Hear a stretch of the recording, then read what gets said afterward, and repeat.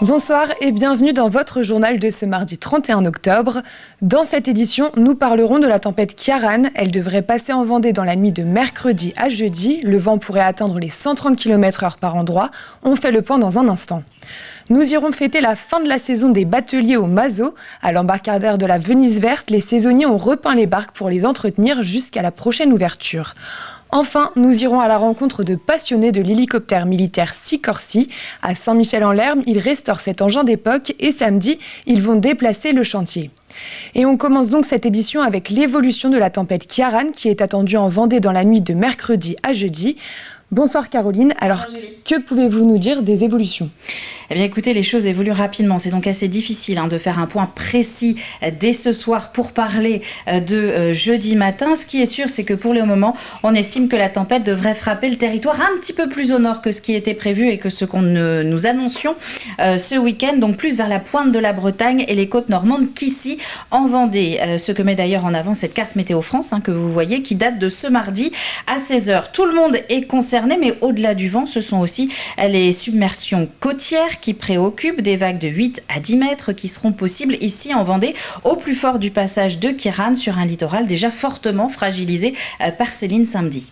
Et à quel moment justement faudra-t-il s'inquiéter de cette situation ? Alors le temps va se dégrader dès ce mercredi matin avec de la pluie. Mais le vent, lui, il va surtout se renforcer dans la soirée. Le site windy.com annonce par exemple 102 km/h sur l'île Dieu à 21h ce mercredi, 94 au même moment à Noirmoutier, 85 alors au Sables-d'Olonne. Mais aux dernières nouvelles, le pic serait plutôt en deuxième partie de nuit.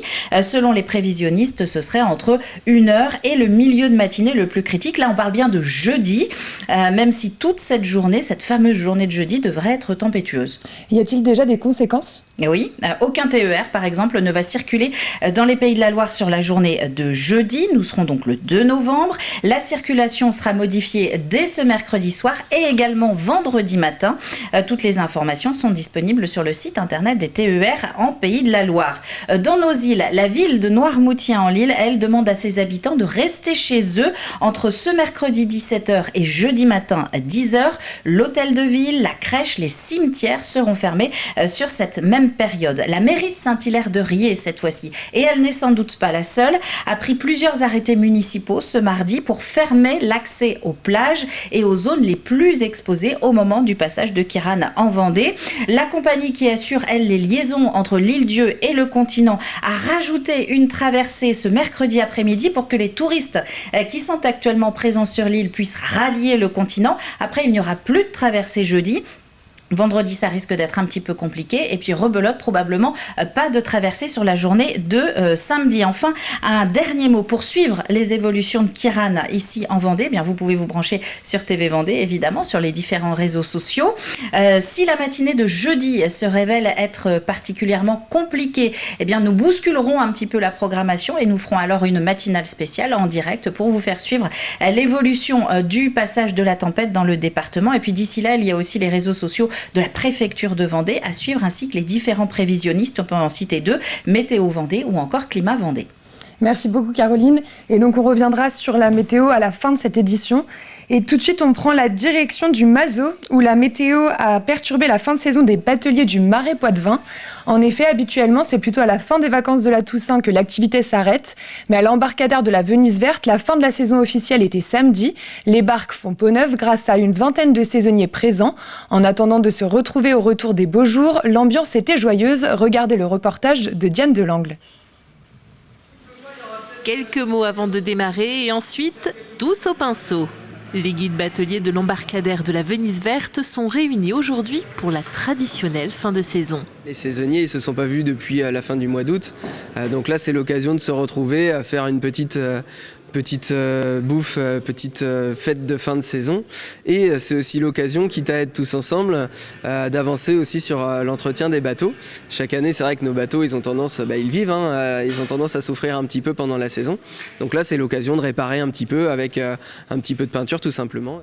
Au plus fort de la saison, ils étaient jusqu'à une vingtaine de saisonniers à travailler en simultané. La saison est finie, de se poser, ça nous permet de nous retrouver un peu dans un autre cadre.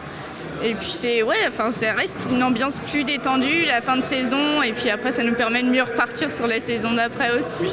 Ça permet de savoir déjà l'importance des barques et de savoir qu'elles ont quand même eu beaucoup de vécu. Elles datent de 86 si je ne me trompe pas. Et donc le fait de les entretenir comme ça permet de savoir qu'il faut faire attention, il faut en prendre soin, que ce soit maintenant ou en pleine saison. Sur une telle activité, la fréquentation est évidemment fortement soumise à la météo, d'où une fin de saison un peu anticipée cette année. Malgré tout, la saison fut belle. Ça a été une saison vraiment excellente, une très très bonne saison.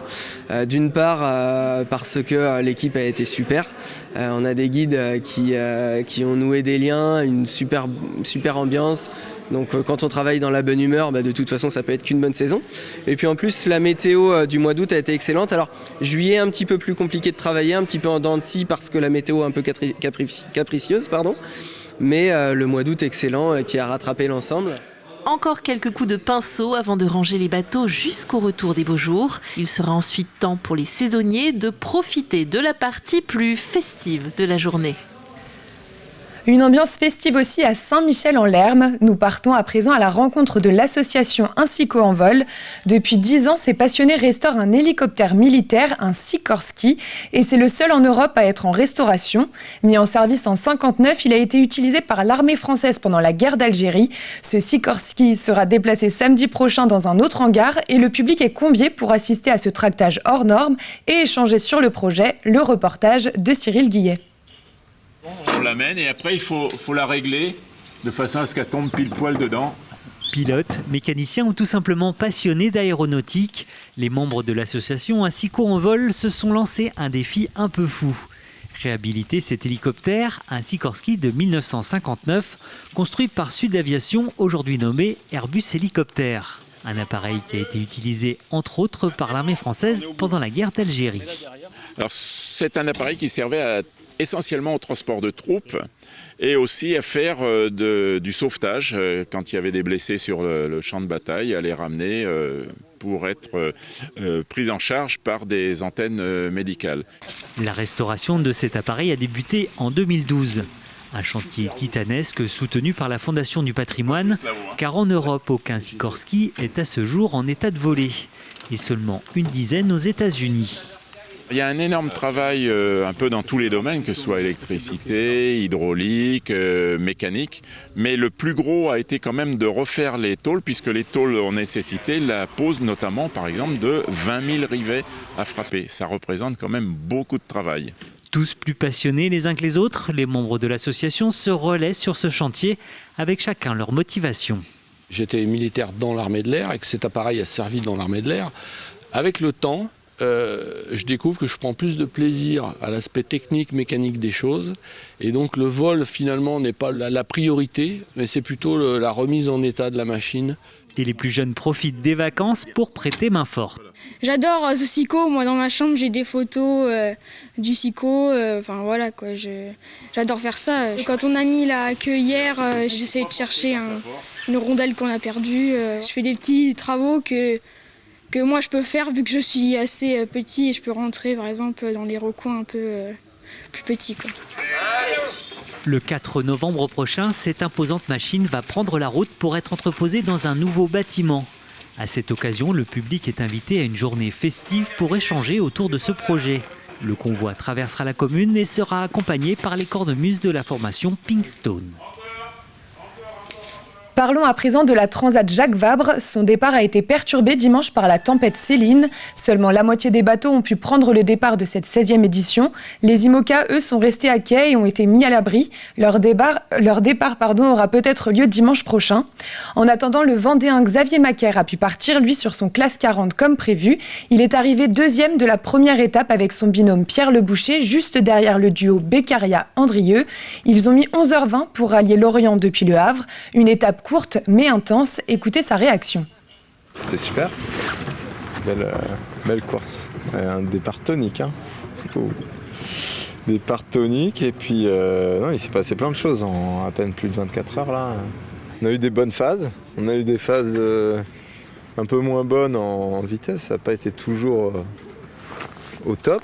Mais au final, on a réussi à lisser avec les hauts, les bas et des bons bords, des bonnes options et des bonnes manœuvres.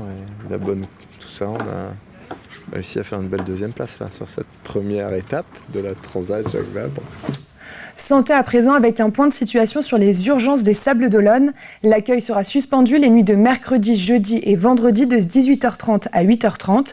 Une équipe paramédicale d'urgence sera présente pour prendre en charge les urgences vitales. Les urgences de Luçon seront fermées également les nuits de mercredi, jeudi, vendredi et dimanche soir.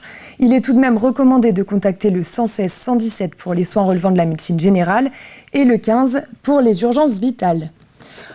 On change de sujet et les vacances de la Toussaint sont bien entamées et le conseil départemental olympique et sportif en a profité pour reprendre sa tournée Vendée Terre de Sport.